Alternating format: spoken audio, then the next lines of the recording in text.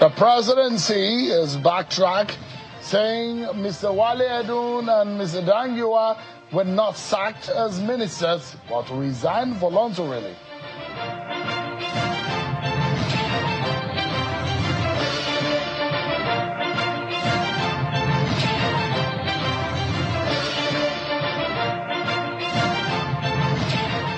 And the Plateau State government had 5 charges against the 5 suspects arrested by the DSS in connection with the March 2026 killings in Angwa-Rukuba in just North local government area of the state.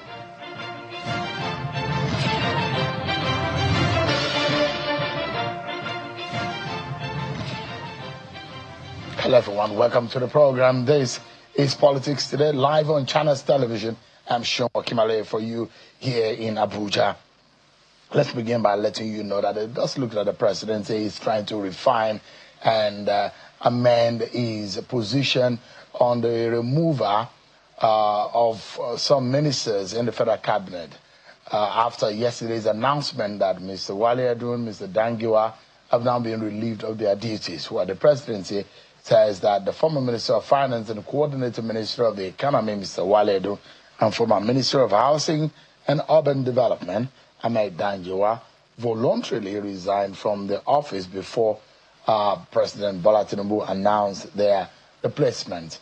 An assessment today signed by the Special Advisor to the President on Information and Strategy, Mr. Bayo Nonogai, says the presidency said both ministers separately tendered their resignations before the Federal Executive Council changes were announced. According to the statement, it was said that Mr. Wale Edun, who turned 70 on Monday, now had been experiencing health challenges, submitted his resignation letter on his birthday, thanking the president for the opportunity to serve.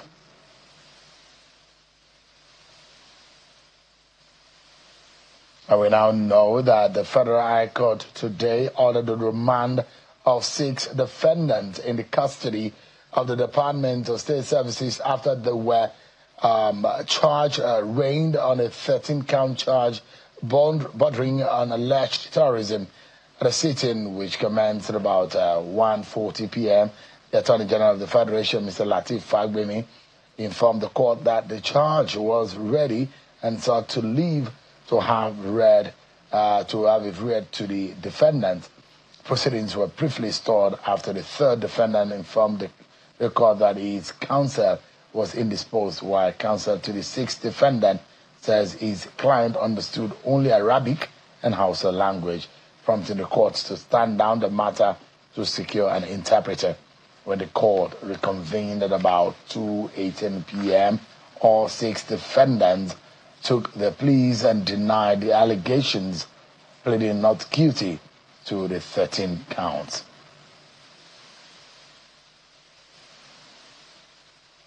It does look to me that more work from what the DSS has done yet again. From the arrest, we now know that the Plateau State government has filed charges against the 5 suspects arrested by the service in connection with the March 2026 killings in Angwa-Rukuba, just north local government area of the state. The development comes a few weeks after President Bola Tinubu visited the state and promised justice for victims of the attack. The state government filed charges of criminal conspiracy to commit terrorism and other related offenses against the suspects, identified as one Isa Umar Ibrahim, Hawal Abubakar, Awal Dogo, and another person, Musa Abubakar Ibrahim, also known as Yaroro. So much more to talk about. It does look like a lot of ripples are happening in Nasarawa state after Governor Abdullahi Sule endorsed Senator Ahmed Wadada, and that has generated a lot of controversy within the party. But tonight we'll be speaking with one of the leaders, a former governor of Nasarawa state, to weigh in on this matter. This is tearing the party apart. The decision of Governor Sule does look like he's not putting some people at peace, and they feel that that is injustice, politically speaking. but also more trouble even in Kwara. There may be neighbors in the same north central of the APC, and they may be experiencing similar troubles. But we'll be digging into all of these matters for you tonight. But before we get into all of those matters, let's serve you with some of our political roundup stories.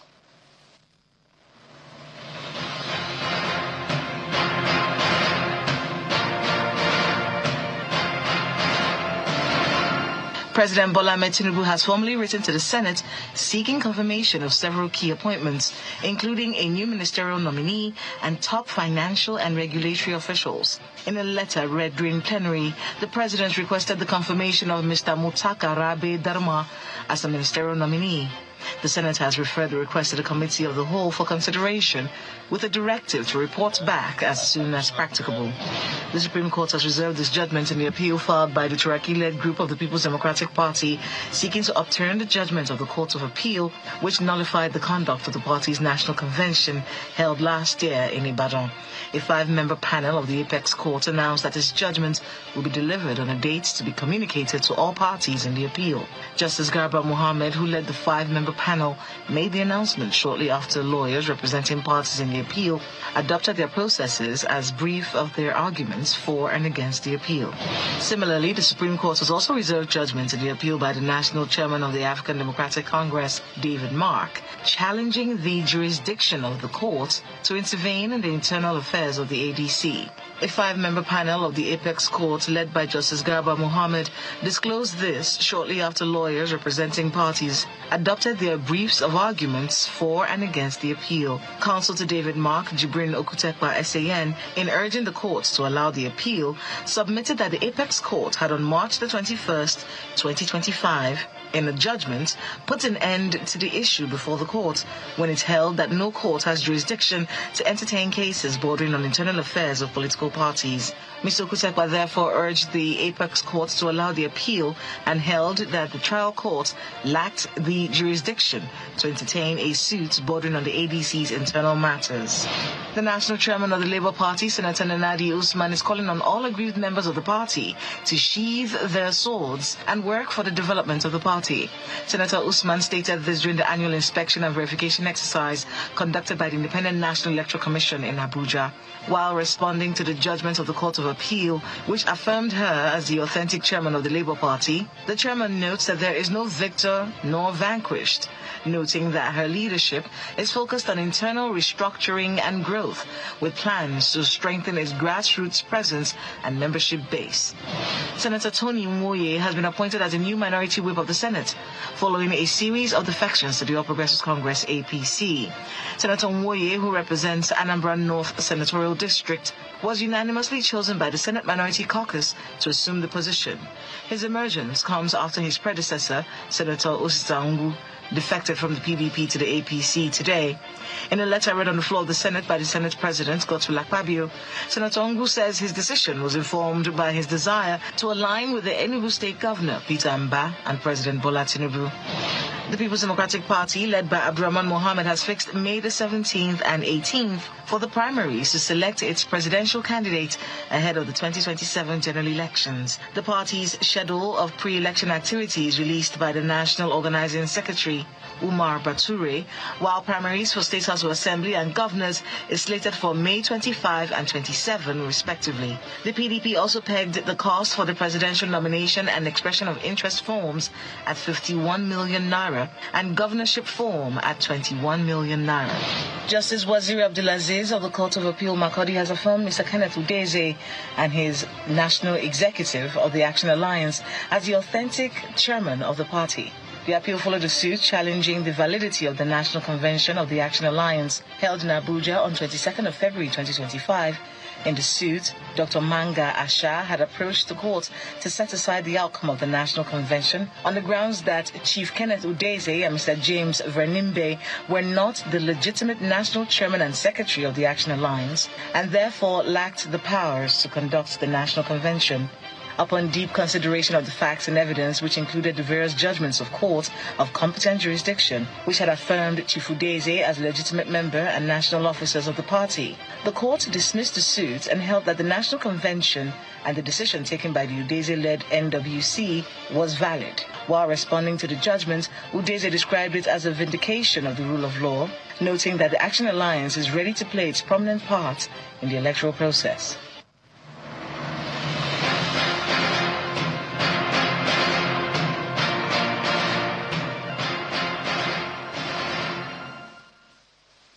There you have it. You've been served with your political roundup stories. Let's tell you that today we saw former President Goodluck Jonathan who visited President Bola Tinubu at the presidential villa. Both presidents last saw in Yenagoa when the President Bola Tinubu inaugurated projects in the state.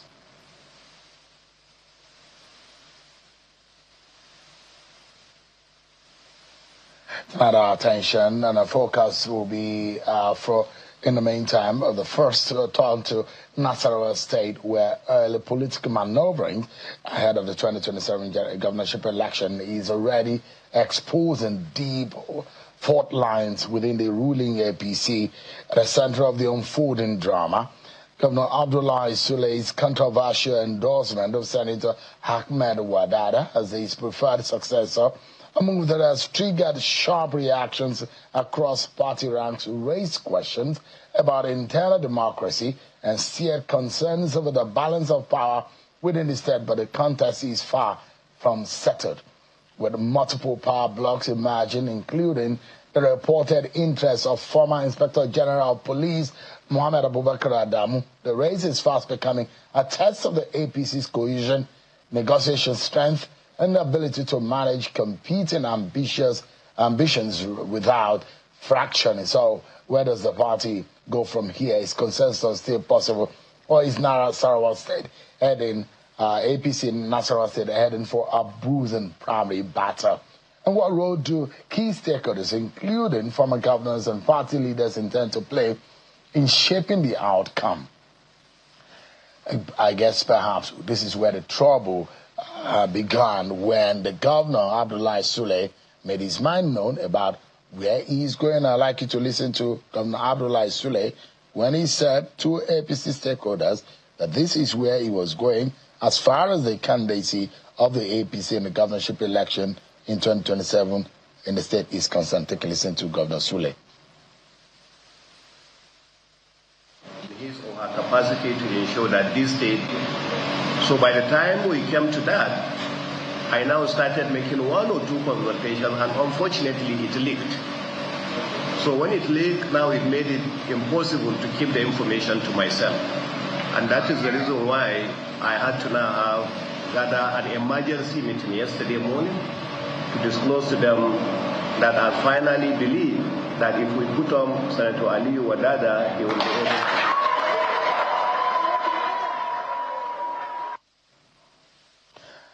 That perhaps did not end there. There are those who would say, maybe there's just an expression of thought, but things got really intense when Governor Sule and Senator Wadada visited President Bola Tinubu at the presidential villa. That it got things really intense. And back at home, away from Abuja, the forces in Nasarawa APC were unhappy. But let's look at what the future holds for Nasarawa APC. Joining us tonight is a leader of the party, a central figure in Nasarawa APC politics, a former governor and APC chieftain, Senator Makura, who joins us live from Abuja. Thank you so much, Your Excellency, for joining us tonight on the program. Thank you very much. Let me begin, Governor Makura. Yeah, thank you so much indeed. You as a leader of APC in Nasarawa State, and of course, there are those who believe that your leadership in the APC as a major stakeholder is also something that no one can push aside. Now, in that sense, there are those who have accused Governor Sule of not consulting. Were you consulted or you heard it on the news about the endorsement of Senator Wadada.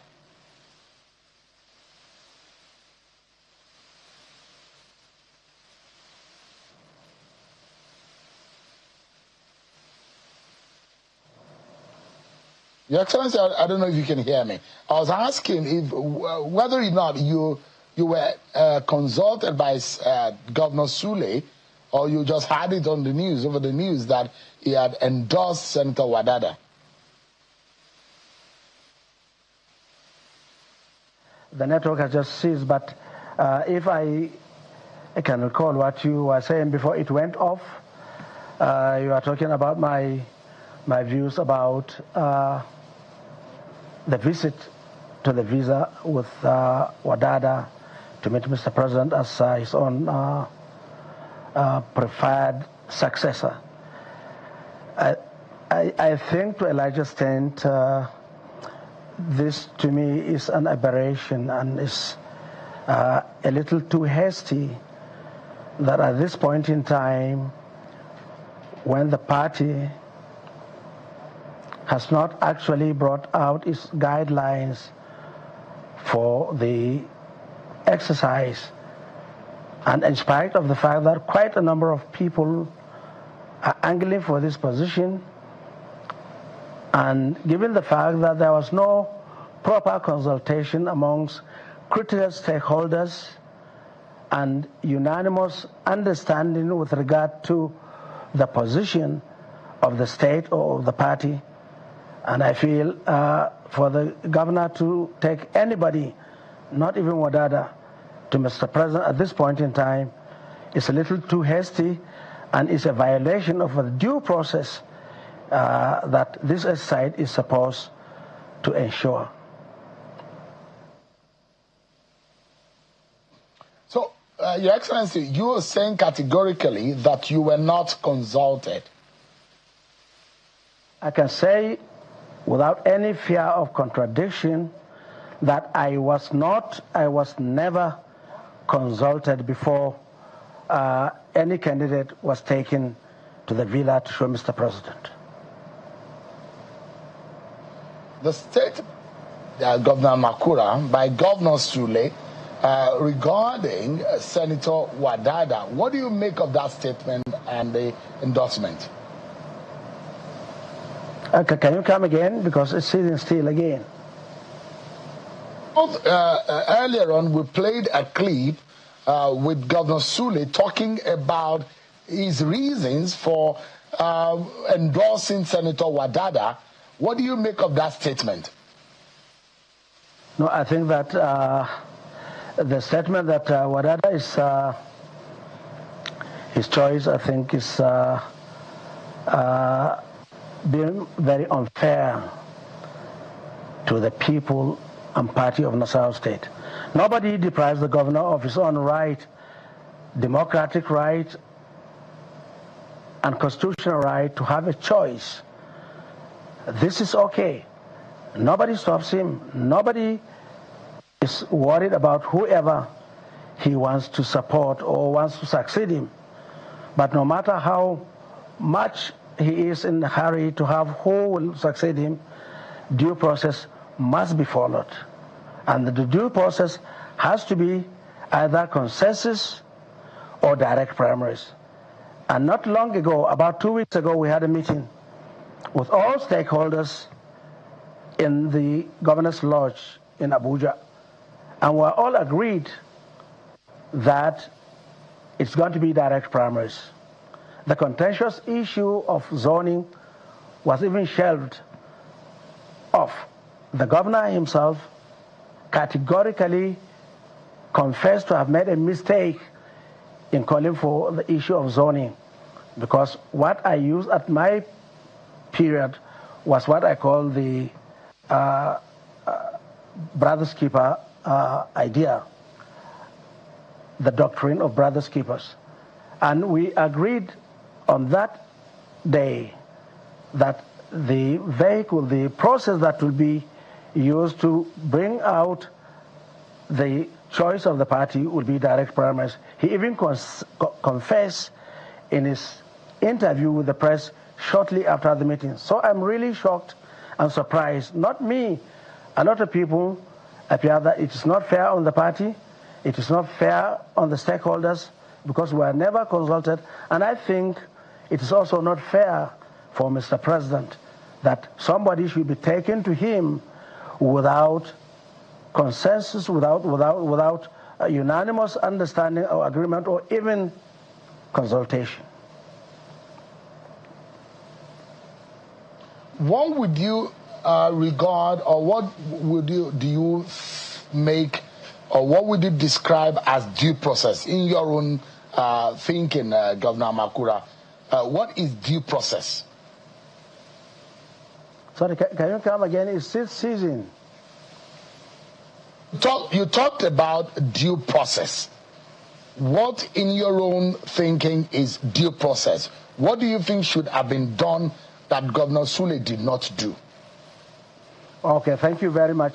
You see, at the point he went to the presidency to present Senator Wadada, I still believe, I still stand by my word that due process was not followed.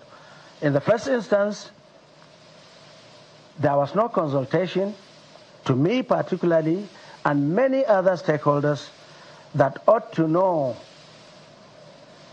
what is in the governor's mind before he goes to Mr. President. If the governor has this idea, has this likeness, and keeps it to himself, it's quite okay, and work tirelessly towards the success of Wadada, I don't have qualms with that. But to go to Mr. President on behalf of the state, as the state governor, appears not the best, and it does not conform to due process. Why I say it does not conform to due process is, yes, because one, all the aspirants that are angling for this position, I call them interested parties. None of them is an aspirant. You can be an aspirant only when you purchase the form and you express your interest, followed by the next process, which is the primaries. At that point in time, when parties tell us, when party followers, when party supporters show the person they prefer and he emerges, that is when you have a candidate. Thereafter, it is only when there is the general election, when the person that is the candidate is elected by the general populace of the people in the state, that person becomes the successor awaiting inauguration. But from nowhere, His Excellency Engineer A. Sule went to the presidency and had the temerity, with due respect, to say this is his successor. When this preceding processes, 3 in number, have not been accomplished, I think that is an aberration, and I think it's not fair to the people of Nasarawa State. We don't have any problem with Wadada or any other aspirant, but let these procedures, one after the other, arrive before you can call someone your successor. He is entitled, just like many of us, to have or to wish or to like a candidate, but leave it within yourself, not to take that candidate on behalf of the party or behalf of the state. You have someone like former IGP Adamu, who is also an interested party and a top contender in this race. And there are those who say maybe Governor Makura prefers or think that IGP Adamu might do a better job or be a better candidate for the APC in Nasarawa State. Is that your thinking, Your Excellency?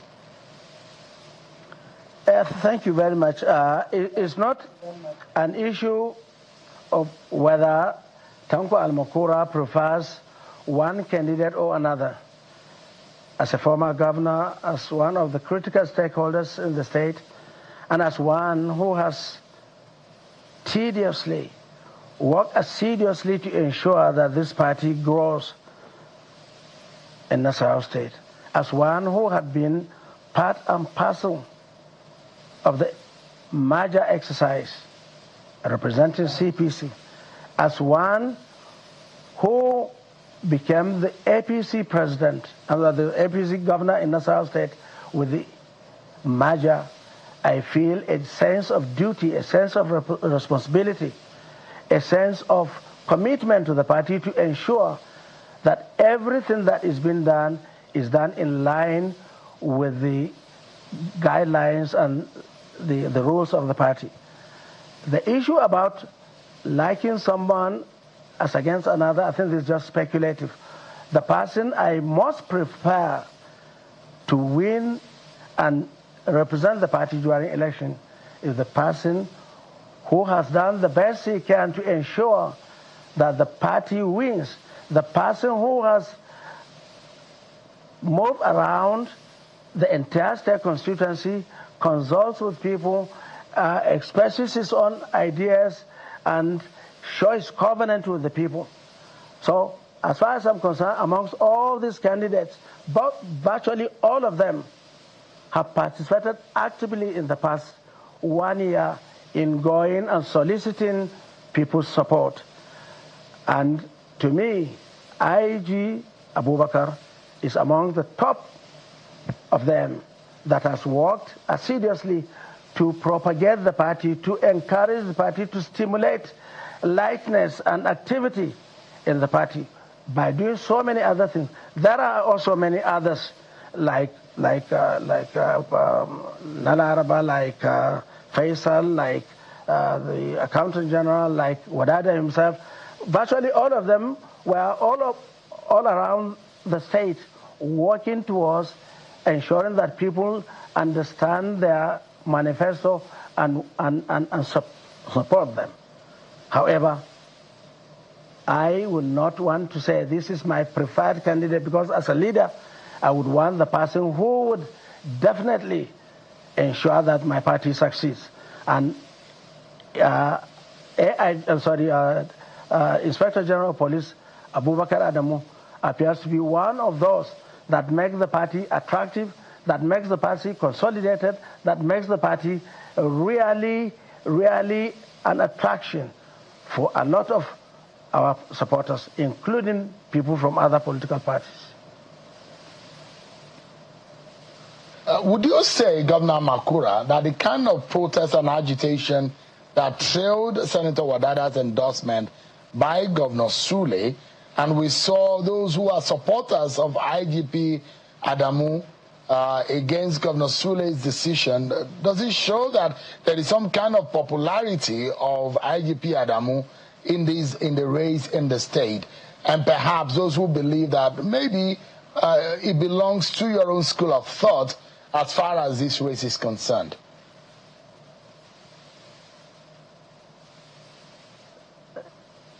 Sorry, can you come again? So I'm saying that I saw a clip of supporters of former IGB Adamu who were protesting Governor Sule's endorsement of Senator Wadada, and I'm asking, does it mean that IGP Adamu is that popular on the ground, and that there are those who believe that IGP Adamu belongs to your group of the APC in Nasarawa State? Is that the case?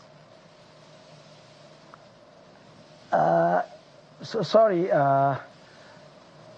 like I told you, your device is not synchronizing with my hearing aid, and I wish you're close. All right. So yeah, I understand, Governor Makura, but I don't know if you can hear me now.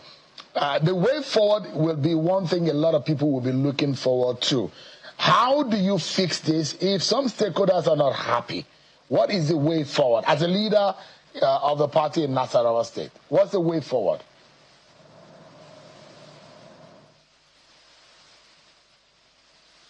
Sorry, I can't hear you. Oh, there. I don't know. Let me give you another try. Governor Makura, what is the way forward for your party in Nasarawa State? Because this has definitely divided your party. And as a leader, with your intervention, how does the APC move forward in Nasarawa State? You see, if people feel aggrieved about certain violations by leaders who are supposed to ensure due process and compliance. Sorry, I'm having an echo. Yes, okay, now it's better now. When people expect leaders to comply with due process and guidelines of the party and find that those leaders are short-circuiting the process, there is bound to be upset, there is bound to be provocation, there is bound to be discomfort, that's the right word, with this process, because the people will lose confidence in the leadership. Why the hurry? Why the haste? I believe, as one of the leaders of the party in the state and the country at large, it is in my own best interest. It's in the best interest of anybody who loves APC, who wants APC to succeed, that whatever we have to do should be in line with what people will accept as free, fair, and credible. The danger in not doing that is that you provoke people who unwillingly would go and do things that may not be in the interest of the party. So, and as far as I'm concerned, APC has come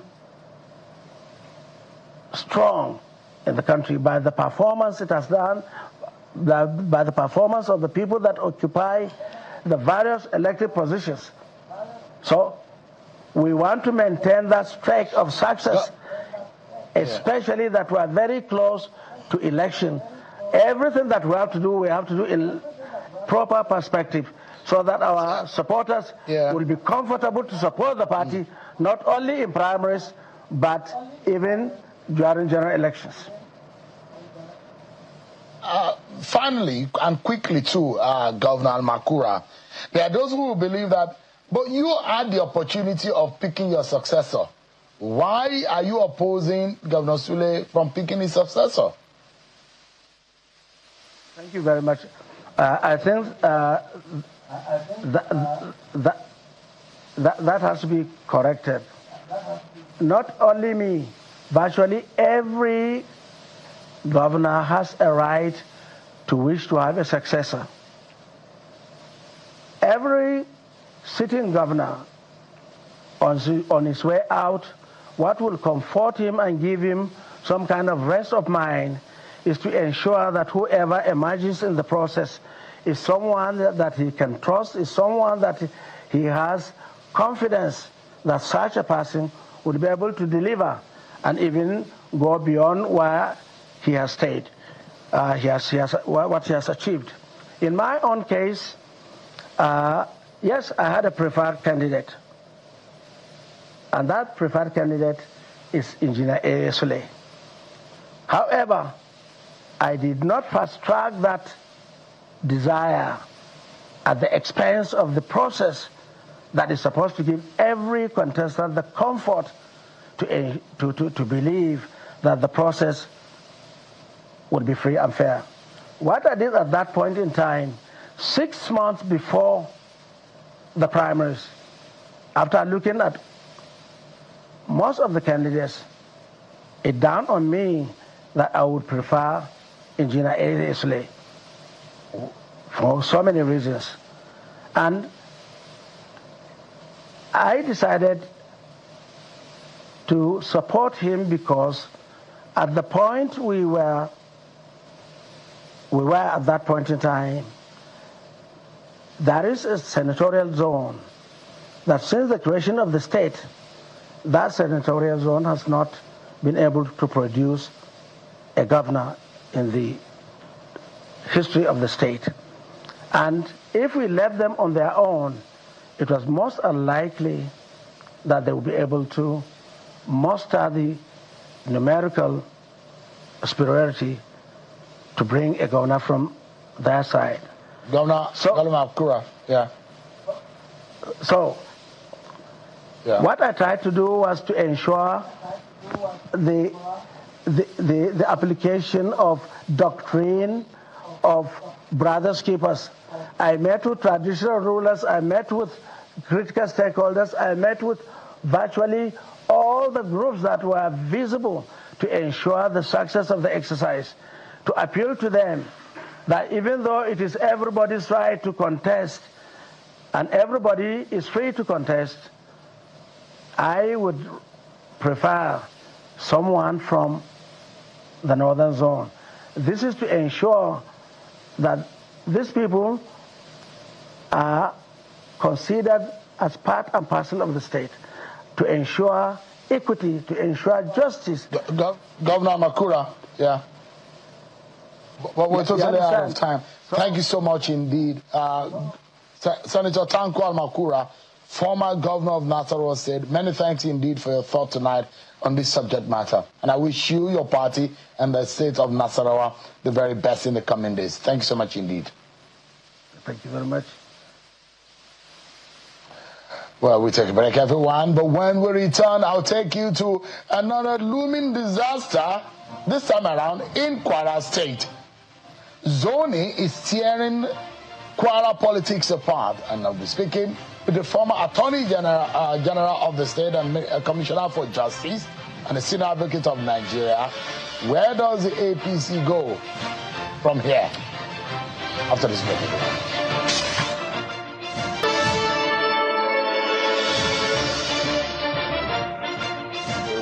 So I'll take you to, well, still within the north-centrist region of the country. Now, from Nasarawa, I'll take you on a drive to Kwara State, where the political temperature is rising as the 2027 governorship race sharpens into a fierce zoning debate with growing agitation over which central district should produce the next governor. While Kwara Central currently holds a seat, voices from Kwara North and Kwara South are intensifying calls for power shift, arguing equity, inclusion, and political balance, and demanding a break from the status quo. But others insist competence, not geography, should decide the ticket, setting the stage for a high-stakes contest within the APC and beyond. Is only a pathway to fairness or a trigger for deeper division, and could this battle redraw the political map of Kwara ahead of 2027? Closer. Let me let you understand what exactly is going on. You remember Bukola Saraki, right? The former Senate president. He was governor of Kwara State for 8 good years. He's from the North Central Senatorial District of Kwara State. After him was Governor Abdul Fattah Ahmed from Kwara South.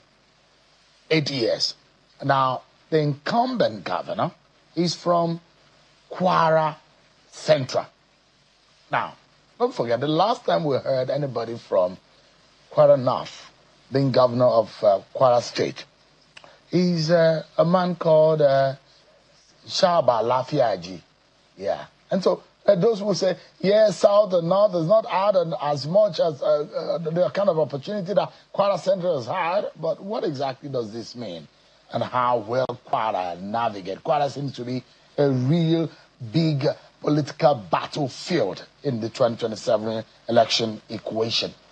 I'm being joined by a former Attorney General of Kwara State and former Commissioner for Justice, Mr. Salman Jawundo, who is the Senior Advocate of Nigeria. Many thanks for joining us tonight. Good evening, thank you for having me. Yeah.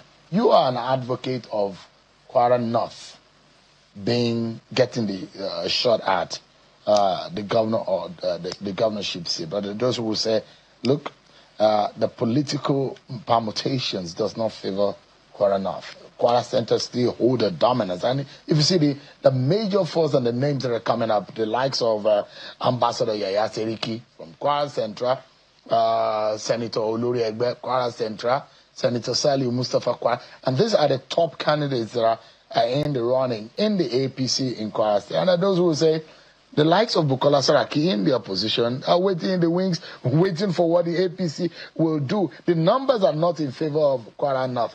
That's why Central take the dominance. Well, thank you. Let me say that the number, if you are talking of number in terms of votes, there's no particular senatorial district that can say can go it alone.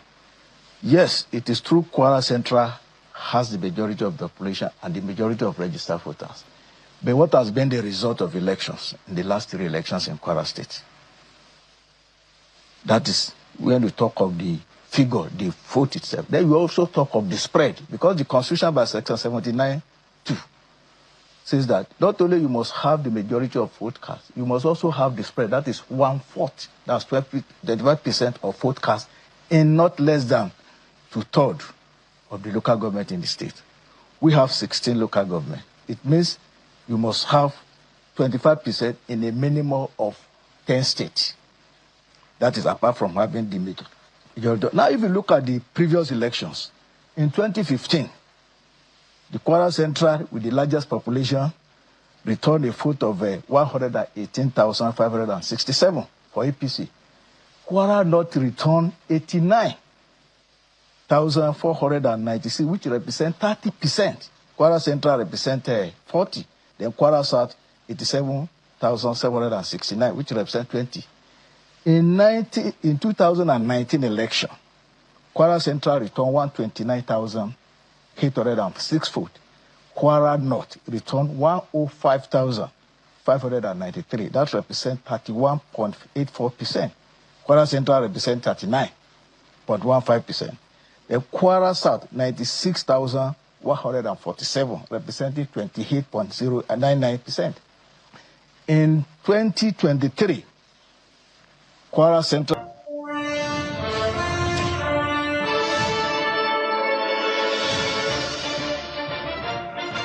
Everyone, it's being envisaged and perhaps also anticipated.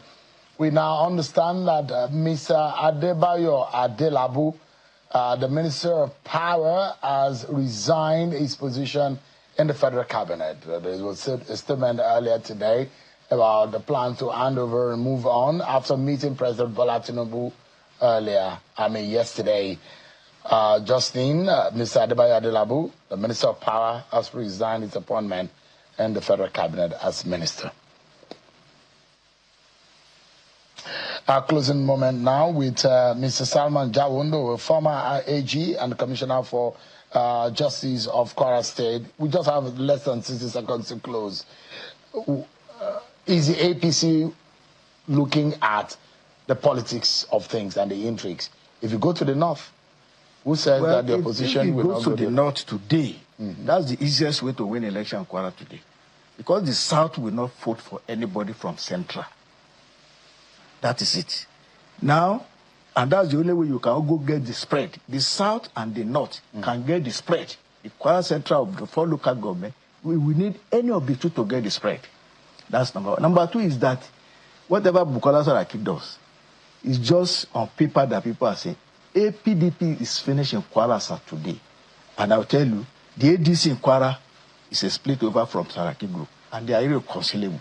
So there's no way Saraki can win election. Even if you put somebody from Kwara Central, in fact, it's even easier for APC. All right. If you put from the north, that means the battleground will be in the center and it cannot even win there. Mr. Salman Jawondo, Senior Advocate of Nigeria, former Attorney General and Commissioner for Justice in Kwara State. Many thanks for joining us tonight. Thank you for having me. That's our show for tonight, everyone. Many thanks for watching. I'm Sean Wakimale. God bless Nigeria.